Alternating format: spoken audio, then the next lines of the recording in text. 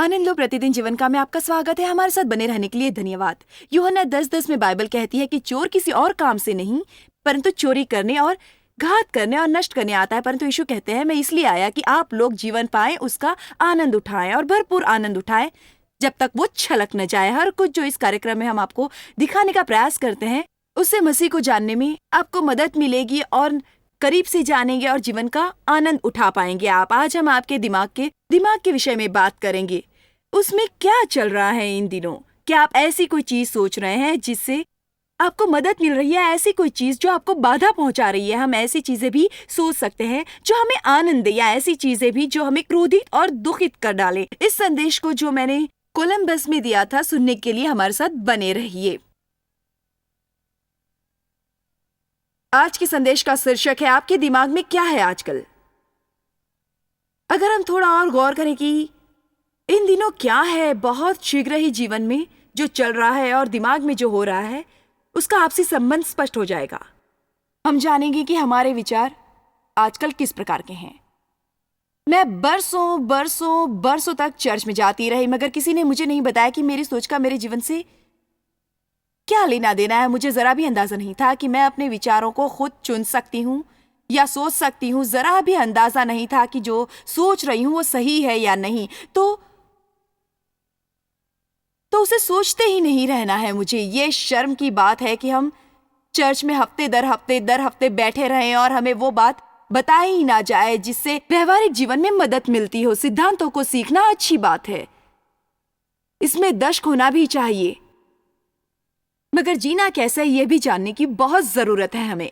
परमेश्वर जैसी जिंदगी चाहता है हमारी, वो कभी नहीं होगी अगर हम अपने विचारों का क्या करें ये नहीं जानते। नीति वचन 4:23 कहता है, सबसे पहले अपने हृदय की रक्षा कर, क्योंकि जीवन का मूल स्रोत वही है। अपने हृदय की रक्षा करना आपका काम है। हर कोई कहता है ये मेरा काम है। हम इसे यूं ही पढ़ सकते हैं, अपने दिमाग की रक्षा करो। इसमें जो मन है वही आपके अंदर विवरण कर रहा है। अपने विचारों को लेकर सावधान रहिए, अपने रवैये को लेकर भी सावधान रहिए। विचार ही रवैया बनाते हैं। मुझे यकीन है आपने ये बात सुनी होगी, रवैया ही आपकी ऊंचाई तय करता है। दूसरे शब्दों में कहें तो ये कि आप कहां पहुंचेंगे ये जीवन में, ये आपका रवैया निर्धारित करेगा। अपने हृदय की रक्षा करो, अपने हृदय की रक्षा बारीकी से करो। अगर आप कोई भी चीज बारीकी से करते हैं तो इसका अर्थ यह नहीं कि सिर्फ एक बार करना है उसे। इसका अर्थ है कि बार बार लगातार करना है। मैं यहां पर रुकना चाहूंगी और यह कहूंगी, जब तक आप यहीं जिंदा हैं, चाहे कितने भी आध्यात्मिक हो जाएं, मगर जब तक जीवित है, जीवन के प्रत्येक दिन किसी न किसी राह में, रूप से या भेष में आकर शैतान आपके दिमाग में गलत विचारों को डालने की कोशिश करता रहेगा। और तब आपको चुनना होगा कि कैसे उन गलत विचारों को हटा के वो सोचा जाए जो आपके जीवन में फायदा ला सकते हैं, आपकी मदद कर सकते हैं। शुरू में ये कार्य लगभग असंभव सा लग सकता है, परंतु बड़ी समस्या दिख सकती है, क्योंकि बहुत सालों से पहले अपने दिमाग को खुला छोड़ दिया है और अब हम में इतनी सारी बुरी मानसिक आदतें पड़ गई हैं कि जब हम ये सोचना शुरू करते हैं कि विचारों को बदलने की जरूरत है, तो मालूम पड़ता है कि करीब करीब हर कुछ जो हम सोच रहे हैं वो नहीं सोचना चाहिए जैसे मैं पहले थी। अगर आप मुझे देखते यकीन मानिए, अगर आप कोशिश करते रहेंगे, शब्दों को सीखते रहेंगे, प्रार्थना करते रहेंगे, सूक्ष्म निगाह रखेंगे, तो थोड़ा थोड़ा करके दिन प्रतिदिन यह अच्छा और बेहतर होता जाएगा। पर इसका अर्थ यह कदापि नहीं कि शैतान फिर कभी हमला नहीं करेगा आप पे। इसका मतलब यह है कि आप बुरे विचारों के लिए दरवाजा बंद कर रहे हैं। अपने हृदय की बारीकी से रक्षा कीजिए, क्योंकि इसी में से जीवन का प्रवाह है। यीशु ने हमें जीवन प्रदान करने के लिए अपनी जान दे दी ताकि हमें विशेष जीवन प्राप्त हो।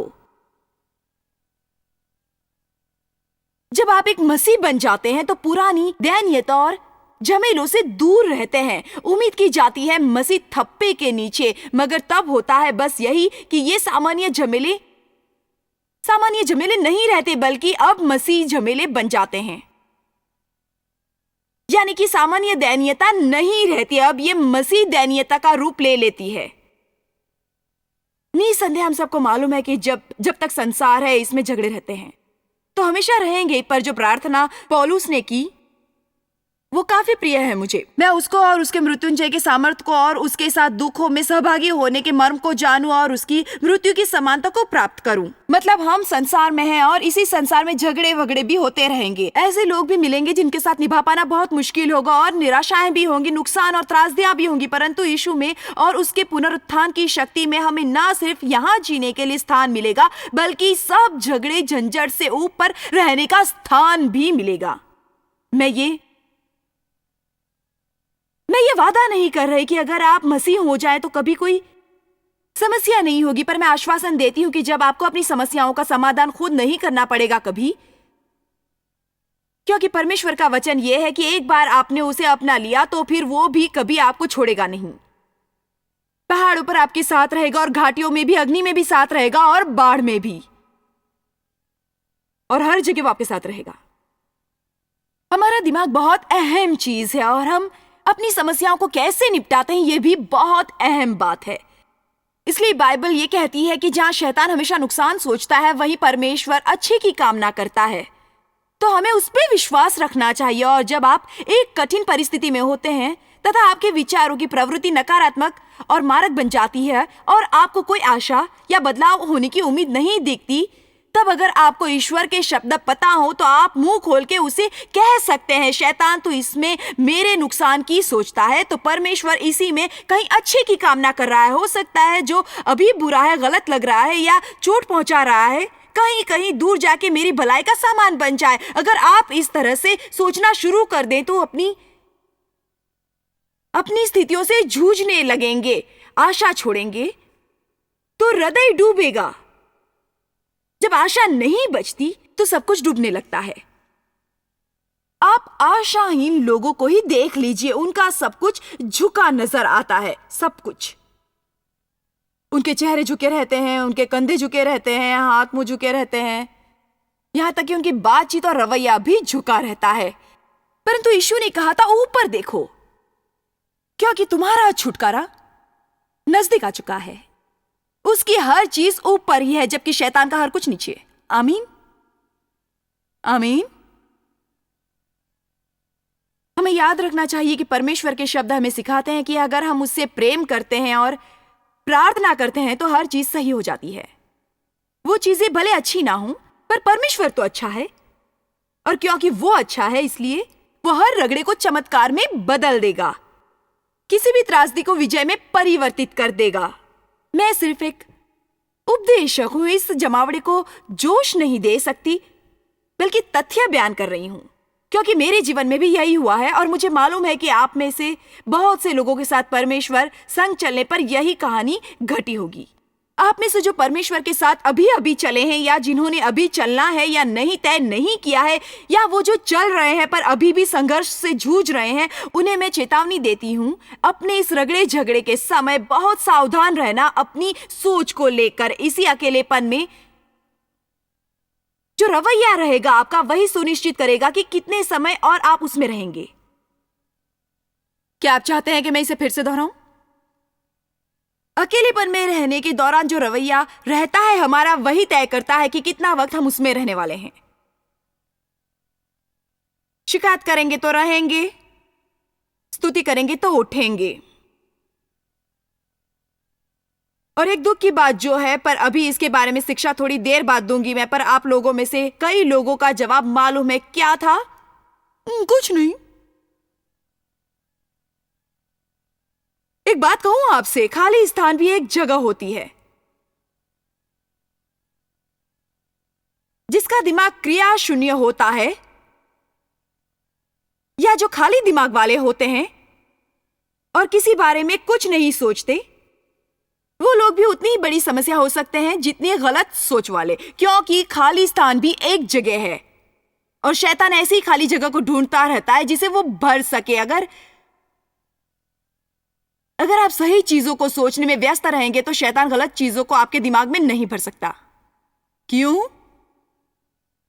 इसलिए दूसरों की मदद करना बहुत जरूरी है। इसलिए यह जरूरी है कि परमेश्वर के साम्राज्य में आप किसी तरह की सेवा में लगे रहें। यह भी जरूरी है कि आपको आराम के लिए भरपूर वक्त मिले, मगर उतना ही जरूरी है कि ये वक्त इतना भी ना हो कि आप ऊब जाएं और बस इधर उधर बैठे लेटे ये सोचते रहें कि किसके साथ क्या गलत हुआ, मैंने क्या गलत किया, उसने क्या गलत किया। ये विचार शैतान डालता है। हमें एक दूसरे की सहायता और सेवा करते अपने को व्यस्त रखना है।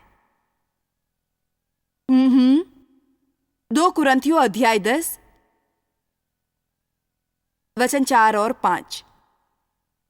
आज रात मुझे ठोस नींव रखने का प्रयास करना है दिमाग के महत्व के विषय में और विचारों के महत्व को लेकर, क्योंकि मैं ये मानकर नहीं चलना चाहती कि हर किसी को इसका ज्ञान हो। एक समय था जब मैं भी इसके बारे में नहीं जानती थी। यहाँ भी ऐसे लोग हो सकते हैं जिनको इसकी जानकारी ना हो, और टीवी के माध्यम से जो लाखों लोग विश्व के हर हिस्से में ये देख रहे हैं, उनमें से तो निश्चिंत ही कितने ऐसे होंगे। हमारे इस युद्ध में शस्त्रों को लेकर वचन 4 में कहा है, हम जंग में हैं। क्या आप भी कहेंगे मैं जंग में हूं? और इस लड़ाई के हमारे हथियार शारीरिक नहीं है जो एक रक्त और मांस के हों। अगर वो शारीरिक नहीं है, दैहिक नहीं है वो शस्त्र, तो फिर निश्चित ही आध्यात्मिक होंगे। एक प्राकृतिक शस्त्र तो आप देख उठा सकते हैं, परंतु आध्यात्मिक हथियार को देखा नहीं जा सकता। शत्रु से लड़ने के लिए हथियार तो हैं आपके पास, मगर वो अदृश्य हैं। उतने ही शक्तिशाली मगर आंखों को दिखाई नहीं पड़ने वाले हथियार। और इसीलिए बहुत से लोग एक सुनिश्चित आध्यात्मिक युद्ध लड़ना नहीं सीख पाते, कभी नहीं। परंतु घड़ों को ढा देने के लिए परमेश्वर द्वारा सामर्थ्य है। अगला वचन हमें बताता है कि जिन घड़ों की हम बात कर रहे हैं उनका संबंध हमारे मस्तिष्क से ही है। मस्तिष्क से यानी दिमाग से। सो हम कल्पनाओं को, हर एक ऊंची बात को जो परमेश्वर के विरोध में उठती है, खंडन करते हैं। ये सब सामग्री है कहां? आपके मस्तिष्क में क्या कभी खुद से बहस की है आपने? क्या परमेश्वर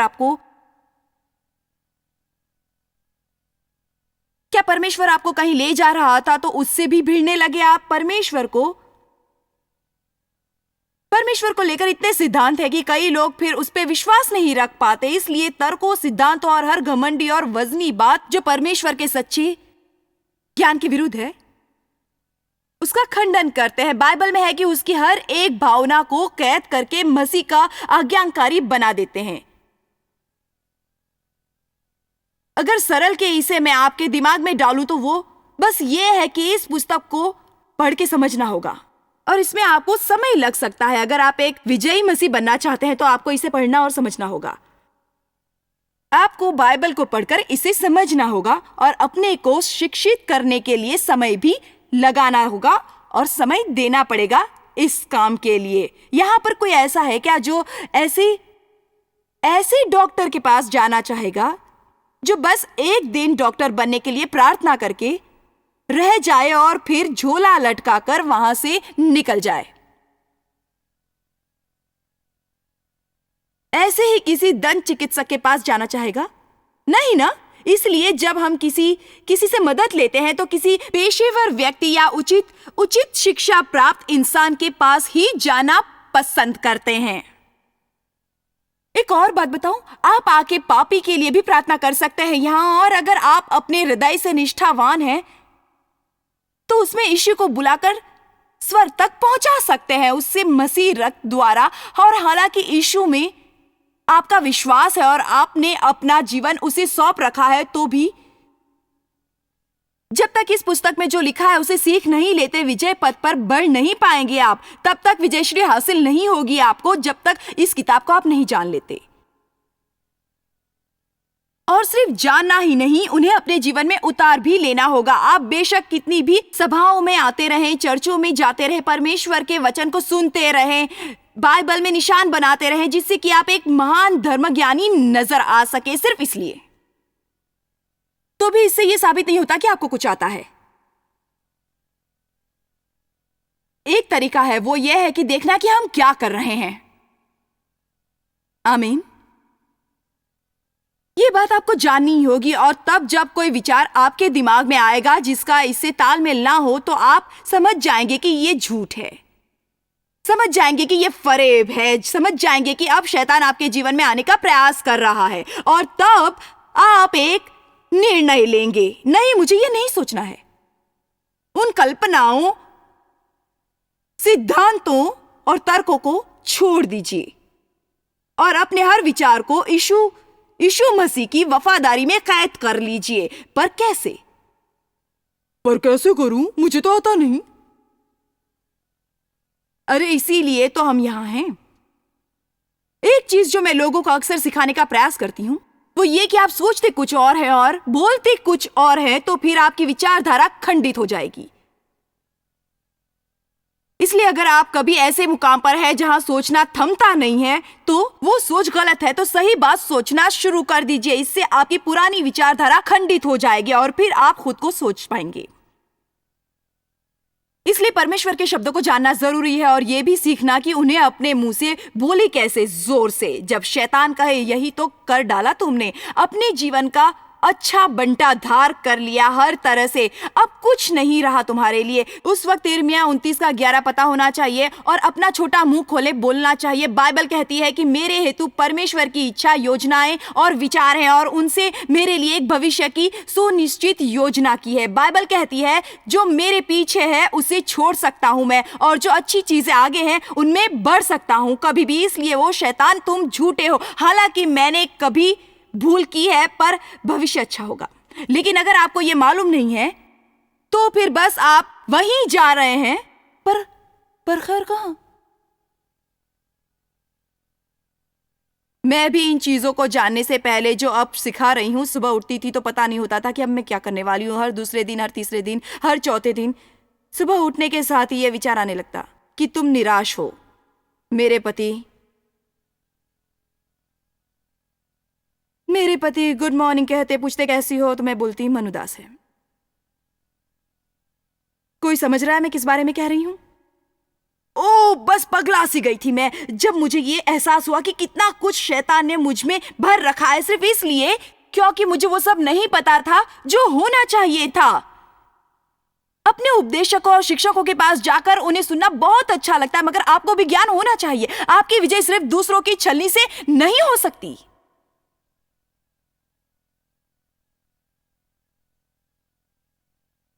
शैतान निरंतर हमारे दिमागों में अपनी पकड़ मजबूत करना चाहता है। झूठा है वो, उन सत्यों को बस तोड़ना मरोड़ना ही आता है उसे जो झूठ हैं। लोगों को फंसाने की कोशिश करता रहता है, जो चीजें सत्य नहीं है उन पे विश्वास कराने का ही प्रयास करता रहता है। और किसी को छलना कहते हैं हम, इसका मतलब यही होता है कि आप सचमुच किसी चीज को सत्य मान ले जबकि वो सत्य नहीं है। पर अगर आप इसे सत्य मान लेते तो आपके लिए फिर वो सत्य ही हो जाएगा। और हालांकि ये सत्य नहीं है, फिर भी यही आपकी हकीकत है, क्योंकि आपने उस पे यकीन कर लिया है। आप अपने विचारों से परे नहीं जा सकते। आपके विचार आपसे 4 कदम आगे चलते हैं और एक जीवन की तैयारी कर देते हैं आपके वास्ते। अगर आपके ये विचार नकारात्मक हैं तो फिर आपका जीवन भी गंदा और नकारात्मक हो जाएगा। अगर आपके विचार आशाहीन हैं तो आप भी आशा रहित व्यवहार करेंगे। अगर आपके विचारों में दरिद्रता है तो आप भी दरिद्र ही रहेंगे। यदि आप ये सोचते हैं कि दादी के पास भी कुछ नहीं था, कभी माँ के पास भी कुछ नहीं था, पिता के पास भी कुछ नहीं था, सो आपके पास भी कभी कुछ नहीं होगा। इसका मतलब शैतान आपको बहका रहा है, क्योंकि आपकी जीत किसी बीती हुई पीढ़ी पर आधारित नहीं है। तो शुरू करें।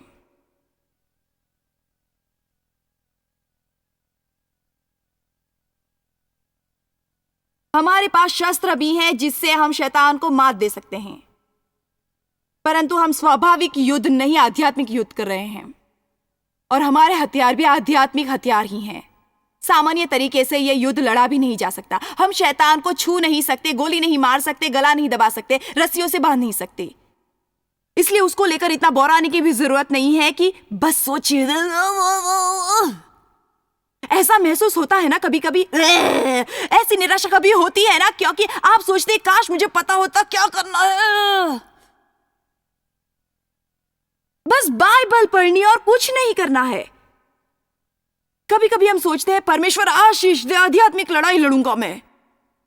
हम सब मिलकर एक दल के रूप में जाएंगे और शैतान से कहेंगे, शैतान तुम्हें धमकाता हूं मैं, हम सब दूर जा रहे हैं तुमसे मेरा कोई लेना देना नहीं, मैं तुम पर आक्रमण करने वाला हूं, आक्रमण करूंगा। मैंने भी तब तक विरभत्सना की जब तक कोई मेरे साथ न था, फिर भी रगड़े झगड़े वही रहे जिंदगी में। शैतान पर चीखी चिल्लाई जब तक मेरी आवाज ने मेरा साथ दिया, परंतु बात वहीं की वहीं रही।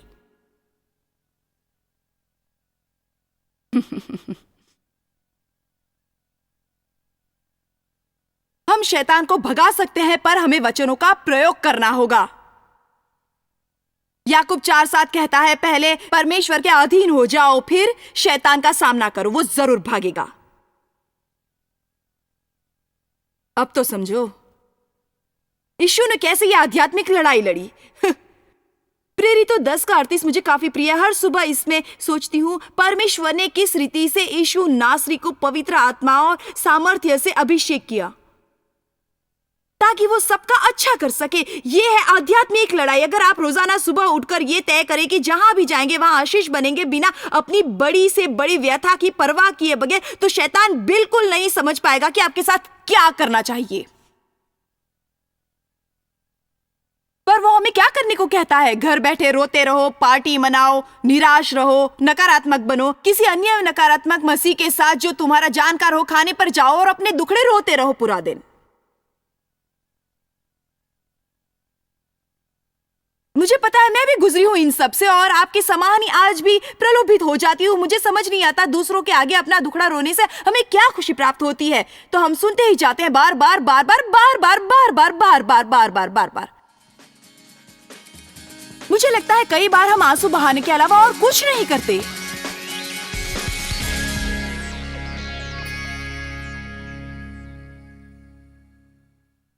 हमारे विचार सचमुच बहुत फर्क ला देते हैं और जैसे ही मुझे ये बात ज्ञात हुई, मेरा जीवन बदलने लगा। मुझे याद है मैं भी यही सोचती थी कि हमेशा अपनी सोच को लेकर मैं कुछ नहीं कर सकती, परंतु ये एहसास जो मेरे सर में आता है, बस वही सोचना अनिवार्य नहीं। मैंने ये जाना कि अपने विचारों को चुन सकती हूँ और इन विचारों का काफी गहरा संबंध मेरी भावनाओं और मेरे कार्य और मेरी जिंदगी से है और इसका सचमुच बहुत असर पड़ा मेरे जीवन पर। विचार बहुत शक्तिशाली होते हैं।